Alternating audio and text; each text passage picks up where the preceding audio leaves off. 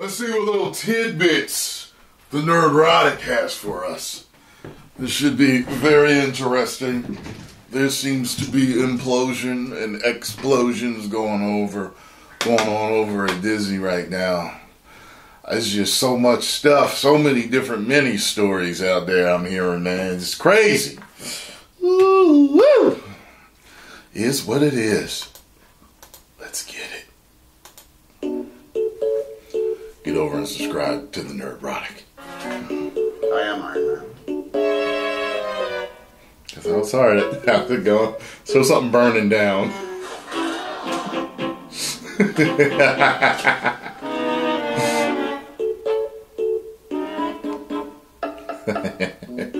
Nerdrotic.com. Oh man, you just hate to see it. Disney Marvel has had yet another bad week. I mean, aside from the parent company's stock continuing to fall, fired Marvel chairman Ike Perlmutter is backing activist investor Nelson Peltz to force his way on the board to force Bob Iger to change or force him out. Disney just got completely roasted by South Park in an episode that's gone insanely viral. There was recently a book written about Marvel airing some of their dirty laundry. The Marvels is projected to be a historic flop. The 3 most recent clips from the Marvels I have to check that book out. YouTube channel are either almost ratioed or ratioed. Then there's that Jonathan Majors trouble. Now I could be talking about his court case, or I could be talking about his acting.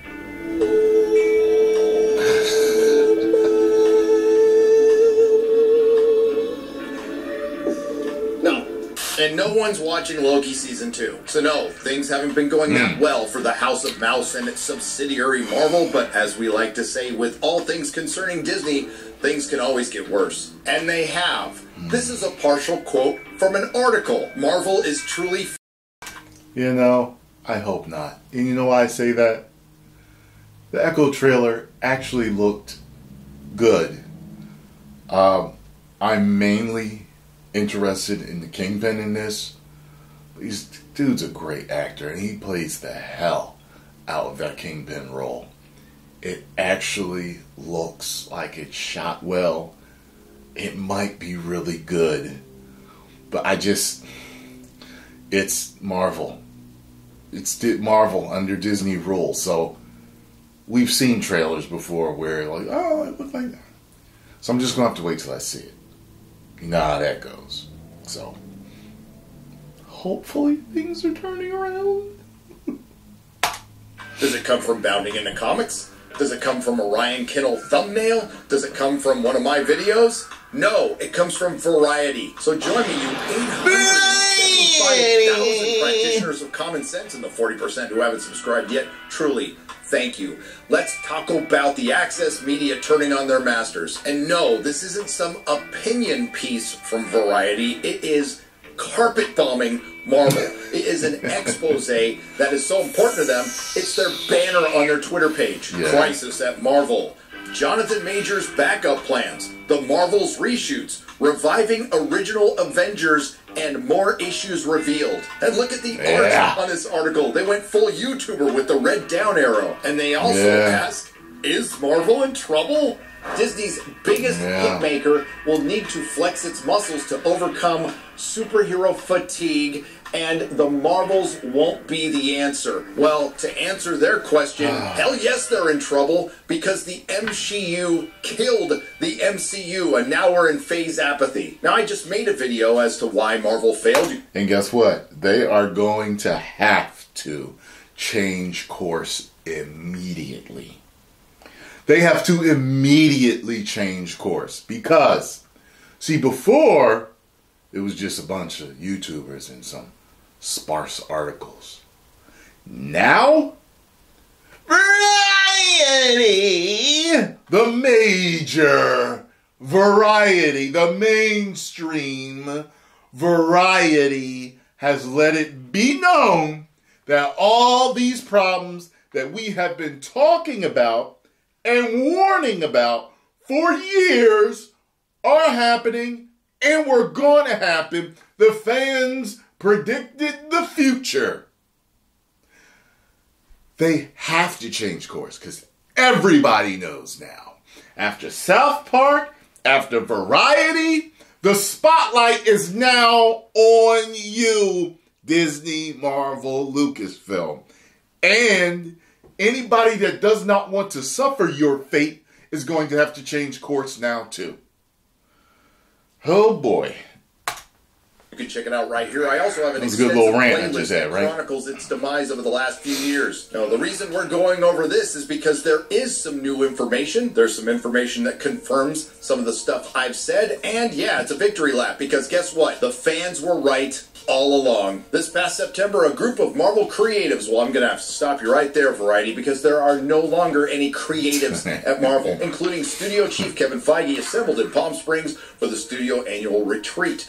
And you know what? Part of my thing with that, with the creatives things, it makes me wonder, are they writing what they're told to write? Or are they writing this garbage on their own, saying, hey, here's the story. I really get the feeling that many, if not all of these writers, are good to great writers, actually. But they are being told what direction the company wants to go in, what scores they want to meet, so they know how they have to write. I truly feel like they're being told what to write, how to write. And I don't think they're just garbage writers and garbage creatives. You know, I can remember being in the sales business, and in this one particular business I was in, you were taught to steer the customer in a particular way to a particular package and sale. And when you're told to do that, you are binded. You're kept from using your creativeness as a salesperson to just get a sale. Because you're told, this is what we're selling. The company tells you, this is the package we want you to push. This is what we want you to sell. And you as the salesperson was just like, I just want to live. I just want a sale. I just want to be a good salesperson. You don't want to be looked at by your customer base as they're always pushing this and they're always pushing that. So I secretly would always just sell whatever I could sell. Because you sell the customer what's best for them. Not what's best for the company or what the company wants you to push. That's wrong.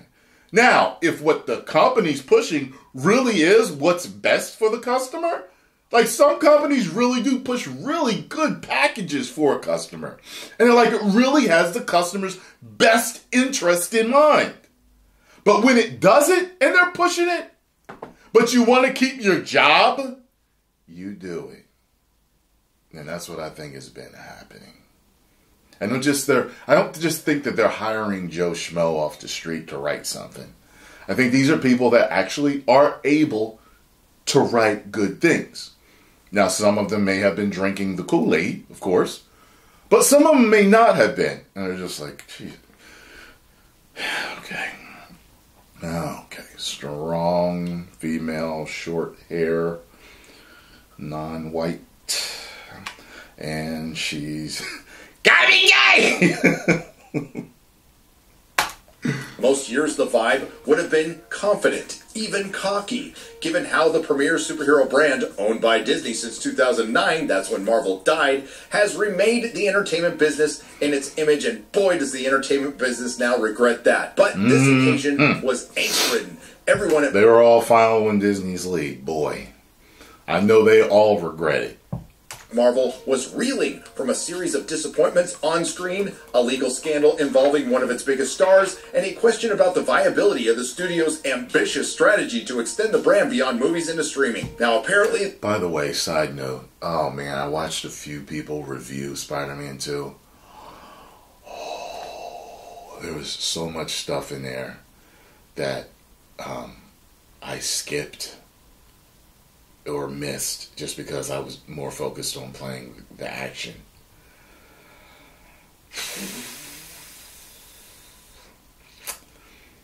Action-wise, gameplay-wise, game of the year. Story-wise, my God.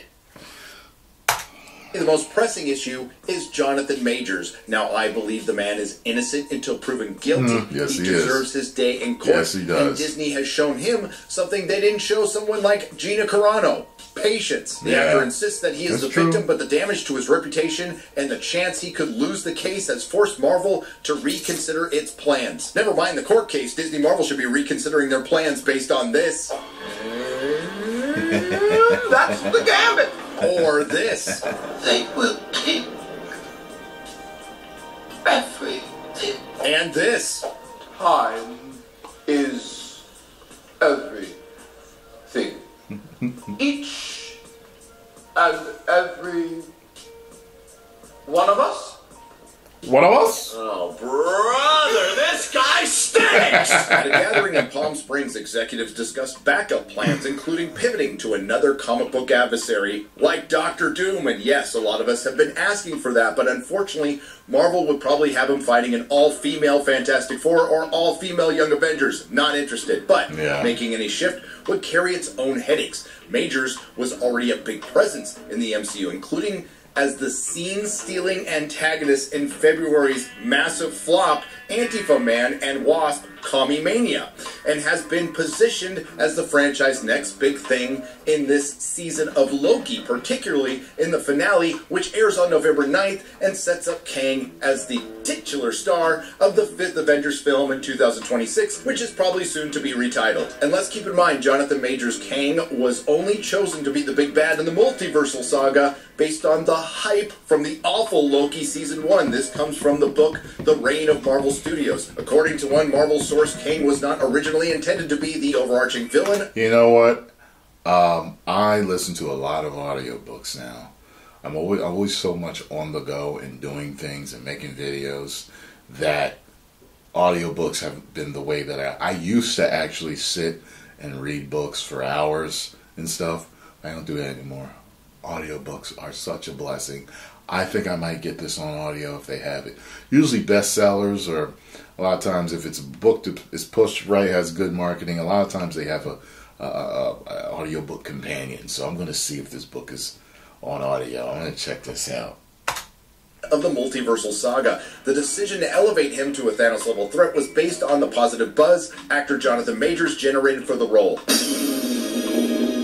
Marvel is truly the whole Kang angle, and I might add so much more, says one top deal maker who has seen the final Loki episode, and they haven't had an opportunity to rewrite until very recently because of the WGA strike, but I don't see a path to how they move forward with him. Disney Marvel, just in case you're out there listening, Jonathan Majors' Kang, while being a horrible villain, is the least of your problems. Beyond the bad press for Majors, the brain trust at Marvel is also grappling with the November release of The Marvels, a sequel to the 2019 blockbuster Captain Marvel, where Captain Marvel was demoted in her own sequel that has been plagued with lengthy reshoots and now appears likely to underwhelm at the box office, and we just happen to have some news on that. The original domestic opening weekend estimates for the Marvels were between $75 and $80 million. Since then, they have been adjusted down just a little bit to $45 to $50 million. Just a little bit. The Marvel machine was pumping out a lot of sewage. I'm sorry, it said content. Did it get to the point where there was just too much, and they were burning people out on superheroes? It's possible. Possible! It's not only possible, it's already happened. Some of us recognize that Marvel would fail when they started the MCU years ago. When they moved away from their core heroes like Captain America, Iron Man, stopped telling good stories about good characters and started pushing a message through identity. As a matter of fact, they unintentionally get to a great example from Wall Street analyst Eric Handler, who covers Disney. The more you do, the tougher it is to maintain quality. Yeah, no shit. They tried experimenting with breaking in some new characters like Shang-Chi and the Eternals with mixed results. With budgets as big as these, you need home runs. And why did they have these mixed results that were actually flops? Well, as far as Shang-Chi is concerned, the character doesn't look or act anything like he does in the comic, and they cast a thin-skinned stock photography model who doesn't like it when YouTubers point out his film flopped. Because this is the Shang-Chi we got, and this is what he's supposed to look like in the comic books. This is the Eternals we got, and this is what they're supposed to look like in the comic books. And I might add, the Eternals were specifically chosen so they could race and gender swap everyone. Feige would specifically address the Eternals race and gender swapping almost every single character from the comics when Variety's Kate Arthur asked, Eternals expands the MCU in terms of representation with its large international cast. Its first LGBTQ, where's the plus bigot superhero. I know some of these things are baked into the Eternals, but how many of those expansive ideas came from Chloe? Kevin answered, well, the notion of switching up the genders, sexualities, and ethnicities of the characters from the comics was baked in initially. That was part of what Nate Moore was really advocating for in moving Eternals to the top of our list for us to start working on. In other words, prioritizing the message over a good story. That's going to be a bit of a theme here, and of course it's something that Variety completely leaves out. The Marvels, which opens in theaters on November 10th, will struggle to get past the infield, at least by Marvel's outsized standards. The movie, which cost $250 million, actually the budget was reported at $270 million a year ago, not counting the reshoots and marketing, and sees Brie Larson reprising her role as Captain Marvel, is tracking to open 75 to 80 million, and now we know it's much lower than that, far below the $185 million Doctor Strange Mom took in domestically in its debut weekend last year. We all know about the extensive problems with the Marvels. Again, Brie Larson was demoted in her own sequel,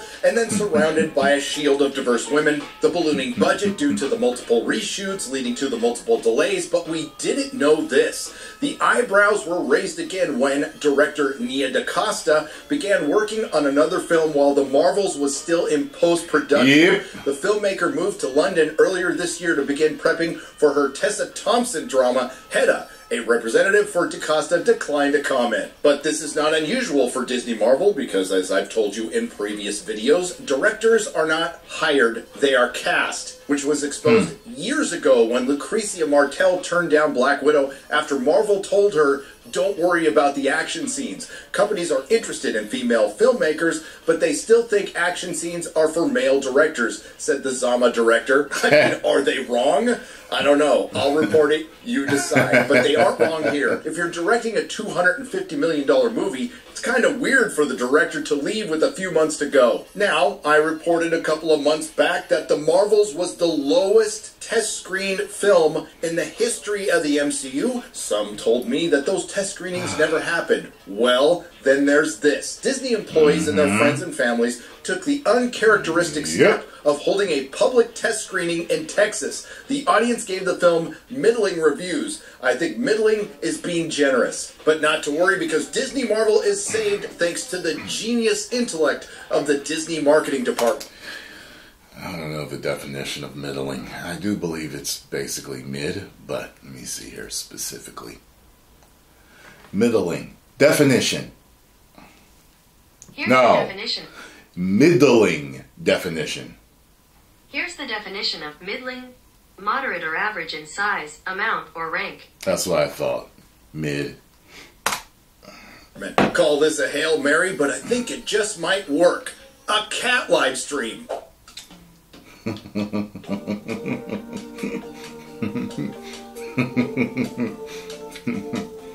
Because of the cat. The cat with the squiggly tentacles and eats people and stuff. Have you any idea how many cats there are in this country? No. I don't have those, no. Now, I have here a study from Hampstead University which shows us that cats and dogs are beginning to watch television. Now, if these scientists are right, you should start programming right now. Within 20 years, they could become steady viewers. Programming for cats. That'll get them flocking to the theater. Well, anyway, the article then goes extensively into problems we already knew. The overtaxed VFX teams that led to the ballooning budgets, that led to all the reshoots. And of course, the overtaxed VFX teams have voted to unionize, and they're also blaming the shoddy writing. The so-called bad VFX we see because of half-baked scripts, says one person involved with She-Hulk. That is not Victoria, that is Kevin, and even above Kevin.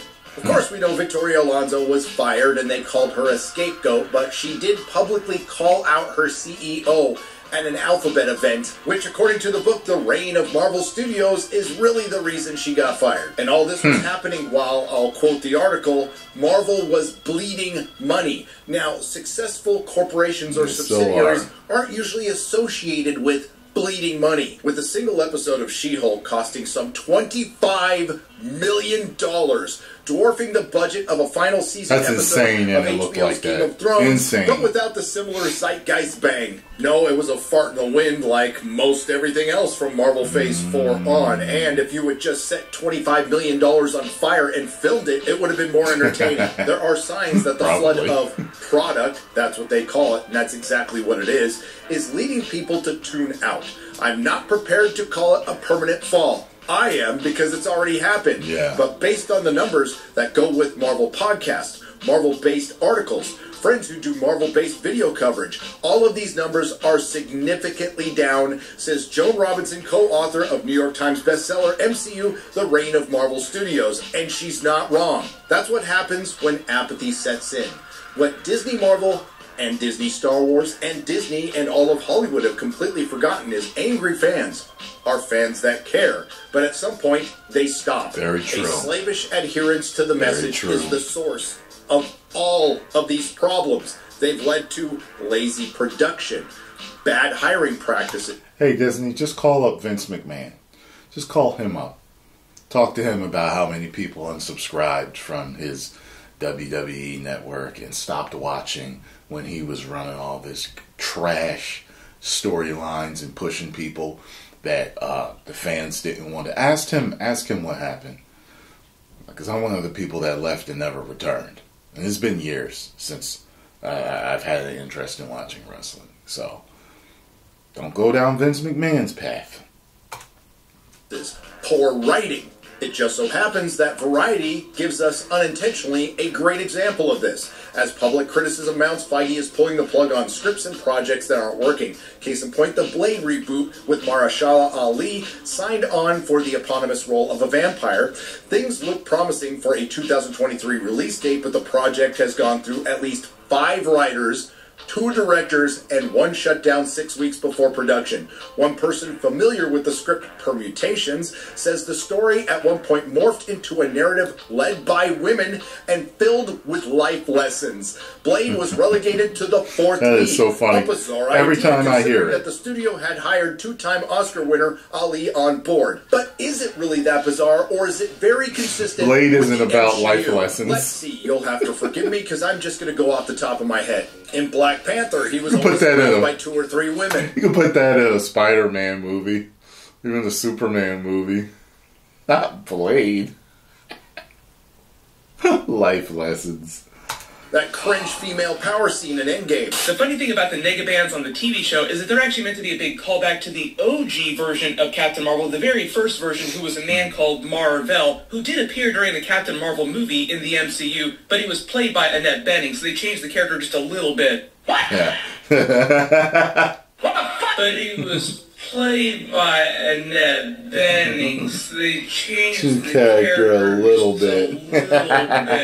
But that was just the beginning. Things get much worse. A little more than a little surrounded by bit. 2 or 3 women. Arguably, the women are more masculine than the titular character. The Eternals took the main character from the comic book, Icarus, and turned him into a villain so they could have a female lead. In Doctor Strange's mom, Doctor Strange is surrounded by 2 women in pursuit of a woman. In Thor: Love and Thunder, Thor is surrounded by 2 women. In Wakanda Forever, unfortunately, the male character died. Of course, women most affected. And then that male character is replaced by a female character who is constantly surrounded by 2 or 3 women. On the D+ shows, Loki was a bait and switch for a female Loki. Hawkeye was a bait and switch for a female Hawkeye. Moon Knight was saddled with a female character called the Scarlet Scarab so they can have an Egyptian superhero. And She-Hulk, the one actual popular female character from the comics, was turned into a cringe mess that made the fans the villain. You can't see her twerking. Falcon and Winter Soldier, Captain Black, Falcon America could not defeat Freckle Jesus and had to... Now girls talk about it, ick. That's my ick. Watching her twerk with Meg Thee Stallion. Be saved by a woman. Doctor Strange ultimately had to be saved by America Chavez. Moon Knight had to be saved by a woman. Hawkeye had to be saved by Kate Bishop after he couldn't defeat a deaf superhero with one leg. But to be fair, Echo did go on to defeat the Kingpin, and Hawkeye did get his ass kicked by 4'2" Florence Pugh. I'm sure I'm missing some, but I think you get the point. So, Blade being surrounded by a bunch of women and being the 4th lead in his own movie is very consistent with the MCU. And if you don't think it's a slavish adherence to the message, well, please allow me to read you a couple of paragraphs from the reign of Marvel Studios as it concerns the backlash to Captain Marvel. Even if they being you and I, the fan, didn't know the vagaries of Marvel Entertainment's corporate politics, they were siding with Ike Perlmutter and the defunct Creative Committee. That defunct Creative Committee included noted Trump supporters Brian Michael Bendis and Joe Quesada, who had lost the long war to keep Marvel Studios focused on male and white characters. That is fundamentally untrue, but let's go ahead with the narrative that clearly comes from Kevin Feige. Marvel Studios under Feige and Alonso and other leaders recognized that its audience was the hundreds of millions of people, almost half of them women, according to a 2021 poll by Morning Consult. I'm glad that somebody actually paid a company to determine that half of your potential audience on planet Earth is half the population. Genius. Who love the MCU? Not a small but vocal cadre of cranks and trolls who campaigned against MCU movies with prominent female characters, like the Eternals and Black Widow, both which flopped in 2021 as representing the decline of Marvel and the rise of the MCU. But you have heard of me. So I'll ask the question, if the MCU isn't a thing, why is it getting mentioned in this book? Sounds to me like Kevin Feige got a hold of the Panderstone. The studio made movies starring women and people of color with increasing frequency, and in the 2022 TV show She-Hulk Attorney at Law, Marvel even had a hero, Jen Walters, battle her male online critics. And how did that work out for her, and how is that working out for Marvel right now? And now it's all falling apart just like we said it would, and this is leading to absolute Disney Marvel desperation. Sources say there have been talks to bring back the original gang for an Avengers movie. This would include reviving Robert Downey Jr.'s Iron Man and Scarlett Johansson's Black Widow. You must listen to your fans. You have to listen to your fans if you want your success back. By the way, Scarlett Johansson has said in the past that she would never come back. We'll have to see. Both of them were killed off in Endgame. Again, this is obvious desperation because it will not fix the overall problem. Sure, if you get the gang back together for one more movie, it will do well, but it will simply be a gimmick, a stopgap, a band-aid, but the Marvel Cinematic Universe is still dead. And yes, there's Deadpool 3 out there, which is probably going to get delayed a year, and who knows if that's going to be good. They could reboot the Fantastic Four, but we all know instead of looking like this, it'll look like this. And then there is a sentence in this article that gives us reason to not be that excited about the X-Men. The Fox editions give Feige an opportunity to reimagine the X-Men franchise. The article ends by stating writing the Marvel obituary would be ill-advised. And that statement is completely wrong. This would be the perfect time to start writing Marvel's obituary, and many are starting to do that. You've noticed that the Access Media has smelled blood in the water, and it's now safe to criticize Disney. Turns out what was ill-advised was giving Kevin Feige complete... Hey, Feige, I've been on board for a lot of years, man. You know, remember when I used to say, in Feige, we trust? Remember that? I don't say it anymore. Please, sir, just get back on track. I know you know how to. Stop following agendas. Just give us the characters we want, how we want them. Make good stories. We are going to be just fine. We will all be friends again. And y'all be making money again. The stock price will go up. Just everything will just be shown. In the years to come, it'll just be shown as a small hiccup of the past. Control of everything at Marvel. I'll remind you that Kevin Feige has been in complete control of Marvel since 2019, 2020. That includes merchandising, publishing, and Marvel Studios, and they've all gone downhill. I'd say it was ill-advised to bypass... You know what it reminds me of?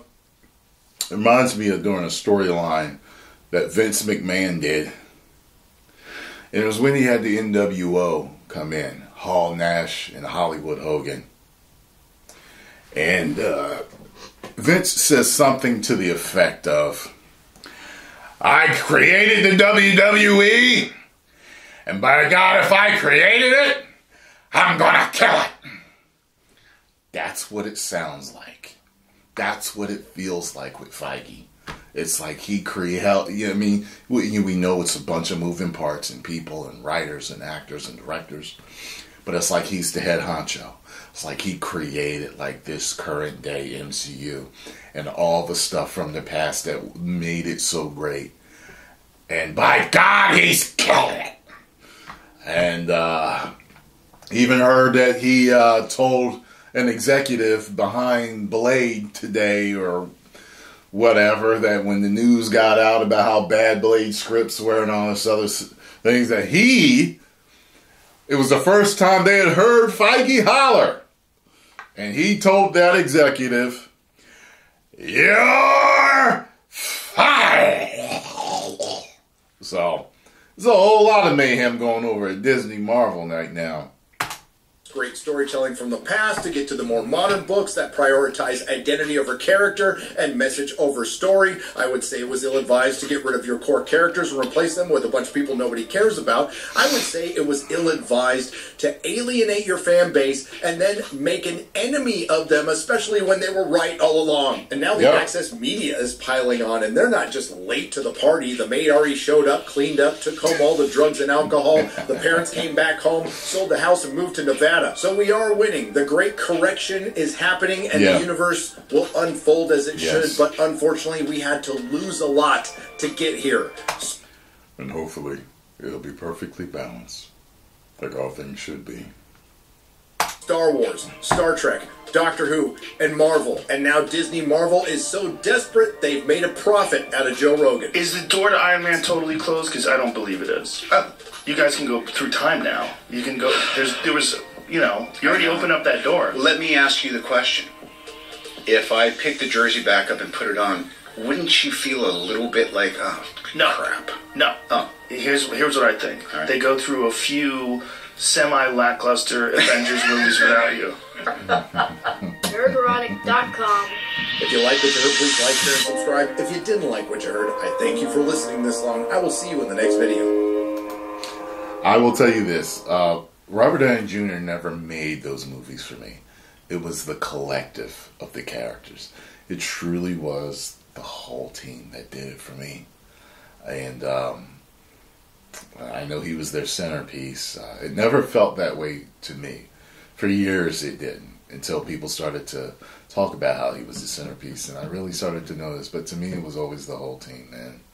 You know, and I would love to see him come back. And I wouldn't think, I wouldn't. I'm one of the people that wouldn't think that. I wouldn't.